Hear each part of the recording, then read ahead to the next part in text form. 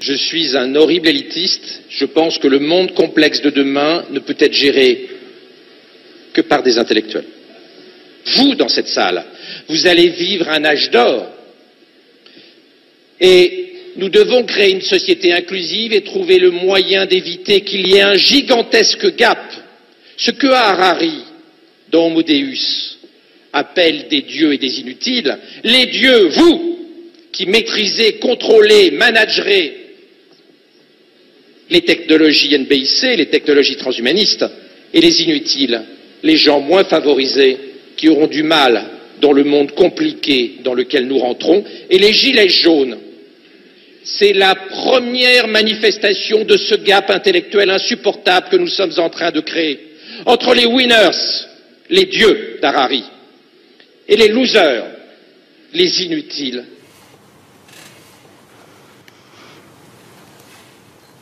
Mais c'est effrayant. Médecin. Médecin. Je pense que Hitler ne disait peut-être pas les choses aussi directement. Ça, c'est un extrait du documentaire complotiste à grand succès Hold Up. Cet extrait tente de brocarder l'urologue et auteur Laurent Alexandre, qui a pour marotte d'écrire sur les nouvelles technologies et le transhumanisme. Le moins que l'on puisse dire, c'est que cet extrait n'est pas présenté en sa faveur, et il ressort régulièrement, manié par des imbéciles pour salir Laurent Alexandre. Ce n'est donc, pour ainsi dire, pas la première fois qu'on reproche au docteur Laurent Alexandre cet extrait de sa conférence, et ce ne sera sans doute pas la dernière. C'est aussi la raison pour laquelle je fais cette vidéo, pour que nous en ayons enfin fini avec cette polémique. Ainsi, chaque personne ayant affaire à un complotiste soutenant qu'il y a en France un urologue adepte du transhumanisme ou du génocide de masse, pourra lui faire fermer son clapet avec du factuel pur. Toutefois, si l'on veille à conserver son sang-froid, l'on admet qu'il n'y a rien de là de plus qu'un constat des plus réalistes. Nous y reviendrons.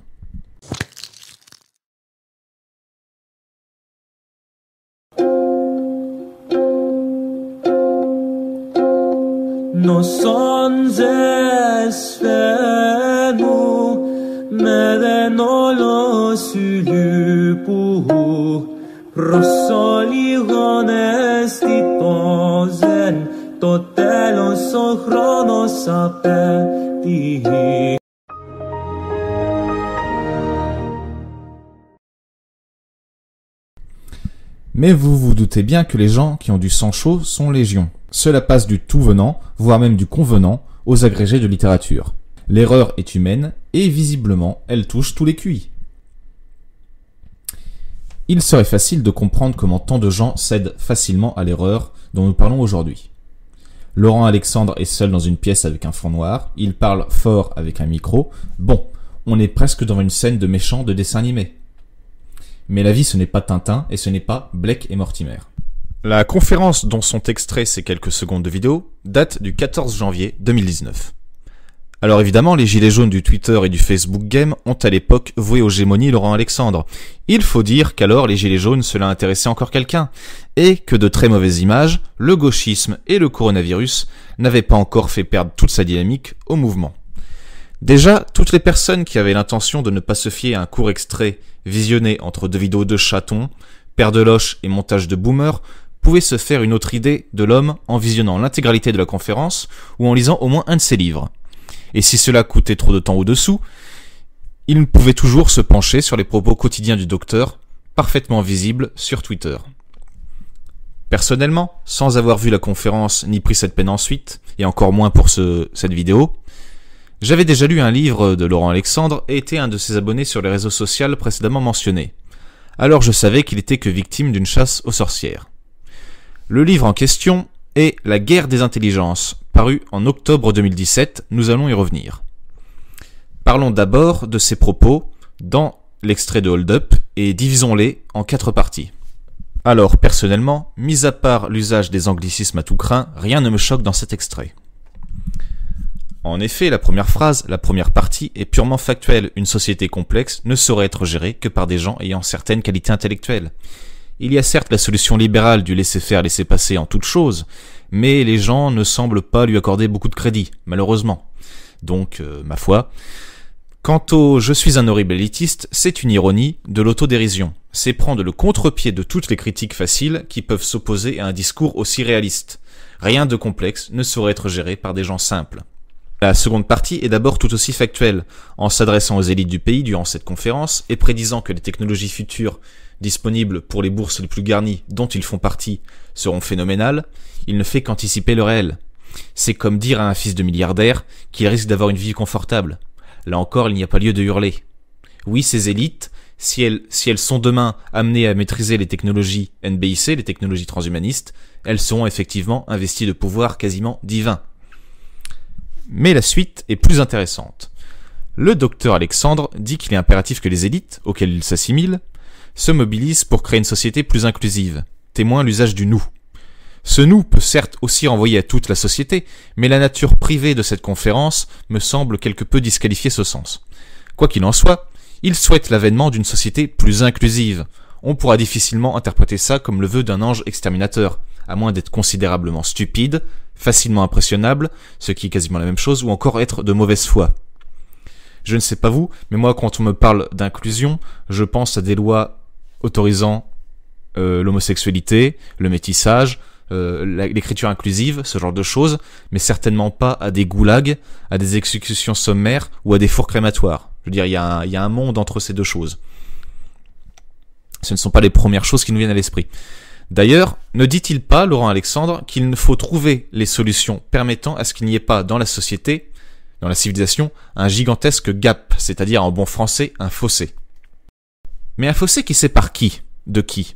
C'est là toute la question, et tout le sel des 3e et 4e parties. Le fossé va séparer ceux que dans le futur on va appeler les dieux et les inutiles. Notons tout d'abord que cette distinction entre les deux corps sociaux n'est pas le fait initial, l'invention de Laurent Alexandre.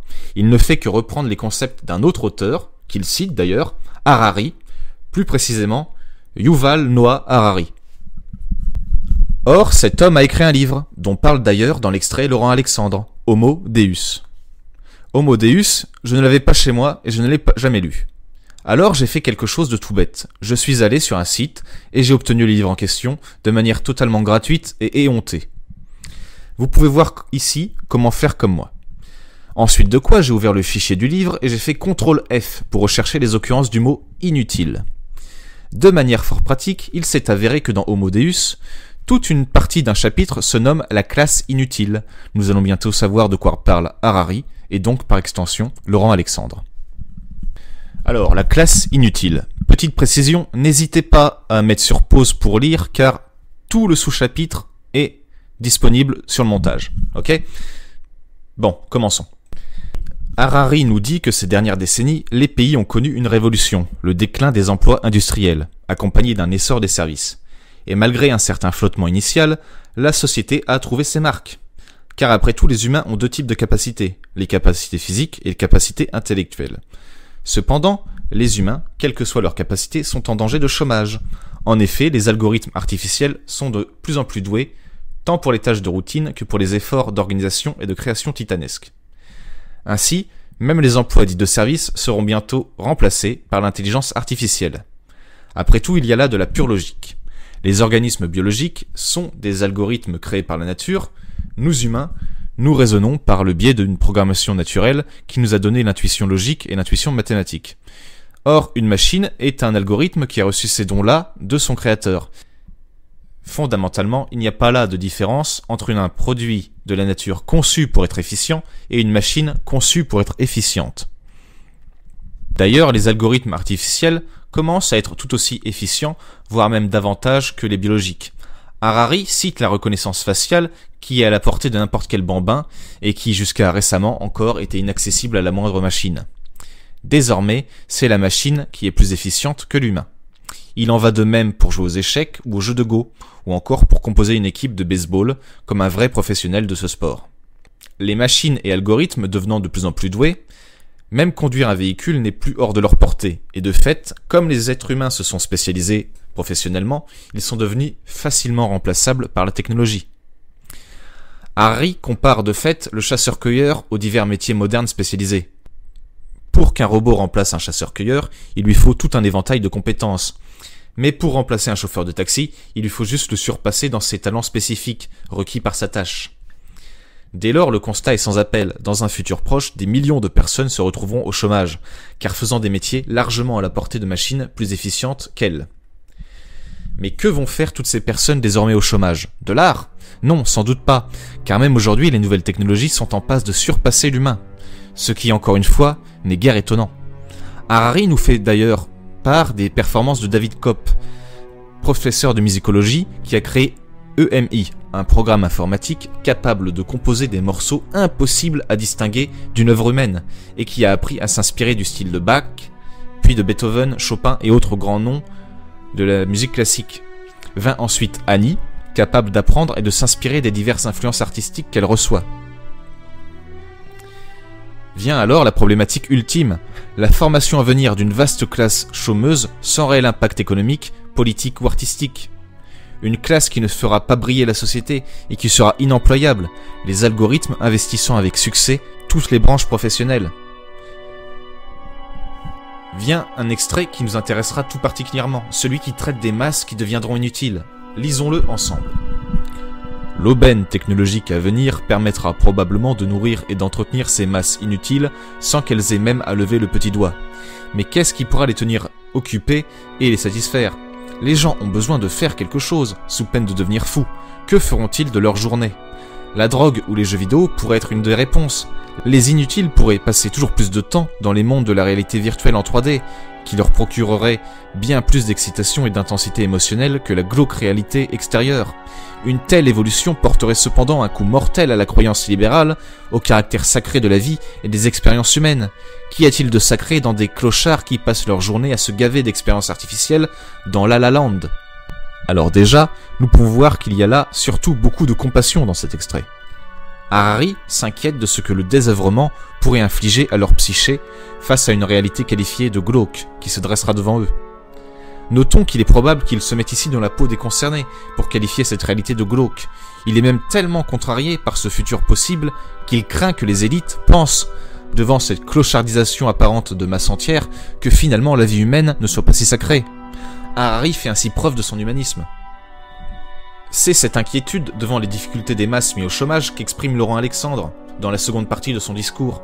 Ne parle-t-il pas des gens les moins favorisés qui auront du mal dans un futur compliqué? Il voit dans les Gilets jaunes un premier avatar de ces futures querelles sociales. Mais là encore, qui pourra nier qu'il a raison? Les Gilets jaunes d'aujourd'hui ne sont-ils pas déjà déclassés socialement? N'ont-ils pas déjà la sensation d'être ignorés ou mis sur la sellette? Ils ne manifesteraient pas sinon. Analysons l'humanisme et les profondes inquiétudes, mais aussi les sources d'optimisme que le futur nous réserve, selon Laurent Alexandre. Analysons son livre « La guerre des intelligences ». Dès l'introduction de son livre « La guerre des intelligences », Laurent Alexandre met en garde contre le possible avènement d'une neurodictature et espère la réussite de tous les individus, y compris ceux des classes modestes. Ayant rapidement évoqué quelques-unes des avancées technologiques dont nous avons déjà parlé, Laurent Alexandre commence d'abord par concéder que les IA intelligentes ne sont pas encore d'actualité. Cependant, il estime que des formes d'intelligence artificielle beaucoup plus performantes que l'intelligence humaine risquent d'émerger en 2030. D'ailleurs, faites pause si vous voulez lire, on constate que le docteur Alexandre déplore que les IA encore bébés puissent facilement être conditionnés à des comportements haineux et qu'il s'inquiète de ce que des sujets mal intentionnés pourront faire de leurs cadettes du futur bien plus performantes. Voilà déjà une inquiétude qui tranche radicalement avec ce que ses détracteurs s'imaginent de lui, sans parler même de l'introduction du bouquin. Au second chapitre, le docteur montre à quel point l'homme est en passe d'être marginalisé par l'intelligence artificielle, à tel point qu'il sera difficile pour un humain d'apporter quelque chose de productif dans la société. Il se pose donc aussi la question des futurs objectifs de l'école. D'ailleurs, il nous informe que Ray Kurzweil, très influent chez Google, prévoit dans un avenir proche que l'IA surpassera plusieurs milliards de fois les capacités humaines. D'où plus loin dans l'ouvrage une exposition des diverses idées des grands ponts transhumanistes pour remédier à cette distanciation de l'homme par la machine, comme des implants par exemple. Encore plus loin, il fait un constat accablant pour notre espèce. Produire un cerveau humain est infiniment plus long que de créer une IA généralement plus performante que la plupart des cerveaux. En découle une solution évidente, il va falloir agir directement pour augmenter les capacités humaines. Il se penche alors de nouveau sur l'éducation, et le moins que l'on puisse dire, c'est qu'il semble alors avoir une immense conscience des futurs problèmes sociaux. témoin le fait qu'il propose des solutions dans la seconde partie de son ouvrage qu'il s'intitule « La première métamorphose de l'école ». Après avoir brièvement expliqué que le bon sens et par extension l'intelligence est la chose la moins bien partagée entre les hommes, contrairement à ce que pensait Descartes, Ça, c'est pour ton petit cul.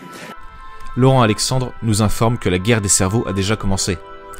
En effet, les États se livrent à une ruée vers la matière grise, surtout la Chine populaire qui a pour objectif final de produire des génies en masse.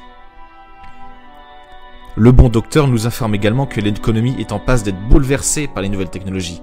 Il nous livre alors cette phrase terriblement réaliste. Dans le monde dans lequel nous vivons désormais, quelques gamins au QI de 165 créent plus de richesses pour une nation qu'1 million de travailleurs au QI de 95. Des millions. Alors que faire ? Après tout, l'intelligence ne saurait être acquise et l'école n'a pas assez de temps pour arracher les enfants aux déterminismes sociaux. Qui plus est, d'autres facteurs environnementaux extérieurs à l'école, tels que la consommation du cannabis, peuvent entacher le potentiel cognitif d'un jeune. La solution, là encore, pour le docteur Alexandre, est toute trouvée, et elle s'imposera d'elle-même. Il va falloir cesser notre tabou social sur le quotient intellectuel et conjurer le fameux gap, le fossé des intelligences qui est depuis toujours le lot de chaque génération et qui risque de s'accroître avec en fond bien entendu des IA plus performantes capables de faire l'essentiel des métiers du monde. D'ailleurs, l'un des chevals de bataille de Laurent Alexandre est le refus de voir dans le futur s'instaurer un revenu universel, qui ne sera que le prétexte pour ne pas réformer l'école et laisser s'instaurer sans trop le vouloir une société dystopique. En somme, un revenu universel comme une vulgaire béquille. Là encore, le documentaire Hold Up est effrayant de manipulation, car laisser un intellectuel engagé contre l'éventualité de voir des millions d'hommes laissés sur le carreau et soumis à un régime peu stimulant, être perçu comme un nazi, c'est un procédé un peu gros, vous l'avouerez. Alors je vais sauter des pans entiers du livre, vous n'aurez qu'à le lire, et si ce n'est pas déjà fait, nous allons traiter rapidement des chapitres 10 et 11. Dans le chapitre 10 de l'ouvrage, l'école de 2060 rendra tous les enfants intelligents, Alexandre prédit que les techniques d'amélioration du quotient intellectuel seront adoptées tant par désir d'égalité que par crainte vis-à-vis des plus défavorisés. Il appelle cela la neuro-révolution, qui marquera l'abolition des privilèges de l'intelligence. En effet, ne serait-ce que par crainte de violence de la part des déclassés, la bourgeoisie augmentée veillera, selon lui, à ce que tous puissent être augmentés, tout comme autrefois, par crainte des microbes populaires, la bourgeoisie a veillé à vacciner toute la population. Plus loin, il confirme même ce que l'on pressent à le lire. L'égalisation par le haut des intelligences sera une tactique incontournable pour préserver la démocratie, même s'il y aura initialement de fortes inégalités, ces atouts étant d'abord seulement accessibles à une minorité avant qu'ils ne se généralisent. Là encore, ce fort souci de la démocratie est loin de faire de Laurent Alexandre un simili hitlérien. Malgré ces éventualités optimistes, Alexandre nous met en garde. Dans son chapitre 11, il dit craindre une neurodictature. Cela fait partie des 3 scénarios qu'il a imaginés. Le premier scénario est celui d'un grand bond en arrière bioconservateur, réactionnaire. Car comme il l'écrit lui-même, l'histoire n'est pas un long fleuve tranquille qui s'écoule vers la mer du progrès. Non, descendre ce fleuve, c'est faire du rafting. Cependant, il ne croit pas en ce scénario.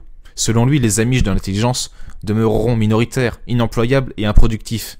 Ils seront juste nourris par les masses humaines, considérablement plus intelligentes qu'eux. Tout au plus seront-ils vus comme des marginaux pas méchants, comme ceux qui n'ont pas Internet aujourd'hui. On voit qu'il ne croise pas les doigts pour qu'il y ait des fours crématoires, il reste humaniste. Son second scénario, c'est la course internationale à l'intelligence. Du fait d'une sorte de surenchère entre les nations, les IA deviennent de plus en plus perfectionnées, ce qui pousse finalement les États à augmenter l'intellect de tous leurs administrés dès la naissance. Ainsi, les États n'auront plus à briller pour attirer les cerveaux. Ils auront juste à produire des gens brillants. Mais Laurent Alexandre s'inquiète d'ailleurs du risque de voir émerger un permis d'enfantement et un risque de voir une trop grande balkanisation de la société du fait de la possibilité de voir des communautés entières se programmer une progéniture par copier-coller. Là encore, il fait montre de préoccupations humanistes et sociales, à milieu d'être celle d'un fasciste. Il est tellement antifasciste que, comme dit précédemment, son dernier scénario est la crainte d'une neurodictature. S'il a parlé de l'ambition transhumaniste de certaines firmes, disant qu'il serait possible un jour de lire dans le cerveau d'un utilisateur volontaire, il craint bien évidemment ce que feraient de mauvais hommes de cette technologie. Même s'il craint ce que les États pourraient faire, il se méfie encore davantage de ce que l'intelligence artificielle elle-même risque de faire à l'humanité. Elle qui saura lire en nous sans que nous ne puissions lire en elle. D'où l'intérêt qu'il porte à la question de la neuroéthique. Comme vous pouvez le voir dans ces extraits, il juge impératif d'encadrer par exemple les modifications mémorielles. Car déjà les militaires tentent d'obtenir des moyens de supprimer les souvenirs de guerre traumatisants, dans le but d'avoir des soldats beaucoup plus dociles. Quelle que soit la manière d'encadrer l'IA et les modifications humaines, il juge que le plus gros reste à faire et qu'il faudra le faire dans l'intérêt de tous. Car si nous ne faisons rien, tout espoir de stabilité et de concorde sociale sera illusoire devant l'étendue du fossé entre les plus favorisés et les moins favorisés. C'est aussi ça, le vrai et l'ultime sens de l'ultime partie de son discours, présent dans Hold Up.